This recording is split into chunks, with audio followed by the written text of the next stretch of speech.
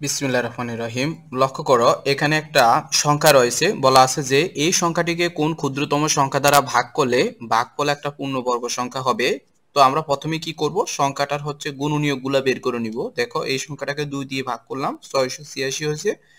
এরপরে 686 কে 2 দিয়ে ভাগ করলে 343, তারপরে 343 কে যদি আমরা 7 দিয়ে ভাগ করি 49, 49 কে 7 দিয়ে ভাগ করলে 7 হবে। ঠিক আছে, অর্থাৎ এই 1372 সংখ্যাটাকে লেখা যায় 2 গুণ 2 গুণ 7 গুণ 7 গুণ 7, এটা লেখা যায়। এখন লক্ষ্য করো, আমরা এটা বলছে এত সংখ্যাটিকে কোন ক্ষুদ্রতম সংখ্যা দ্বারা ভাগ করলে ভাগফল পূর্ণবর্গ সংখ্যা হবে। তো আমরা জানি বর্গ সংখ্যা মানে হচ্ছে কি কোন সংখ্যার উপরে স্কোয়ার। সাপোজ 7 এর উপরে স্কোয়ার, তো 7 এর উপরে স্কোয়ার মানে কি 7 গুণ 7, অর্থাৎ দুইটা একই সংখ্যার গুণফল হচ্ছে ওই সংখ্যার বর্গ। সুতরাং এখানে আমরা এই যে 2 গুণ 2, এটা হচ্ছে একটা 2 এর বর্গ, আবার সেম ভাবে 7 গুণ 7 এটা হচ্ছে 7 এর বর্গ। তাহলে আমার এক্সট্রা দেখো এখানে একটা 7 আছে, যেটার সাথে অন্য কোনো সংখ্যা বা 7 নেই। সুতরাং এই 7 দ্বারাই যদি আমরা এই সংখ্যাটাকে ভাগ করি তখন সাথে সাথে কাটা যাবে, আলটিমেটলি এই সংখ্যাটুকু থাকবে। অর্থাৎ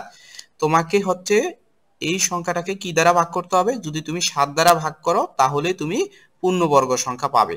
তো এই কোশ্চেনটা এভাবেও থাকতে পারে যে এত সংখ্যাটিকে কোন ক্ষুদ্রতম সংখ্যা দ্বারা গুণ করলে গুণফল পূর্ণবর্গ সংখ্যা হবে। সেম ভাবে তুমি যদি দেখো এই সংখ্যাটার সাথে আরেকটা এক্সট্রা একটা 7 আনো, তখন এটা একটা বর্গ সংখ্যা হবে, মানে 7 গুণ 7 দুইটার সাথে একটা বর্গ সংখ্যা হবে।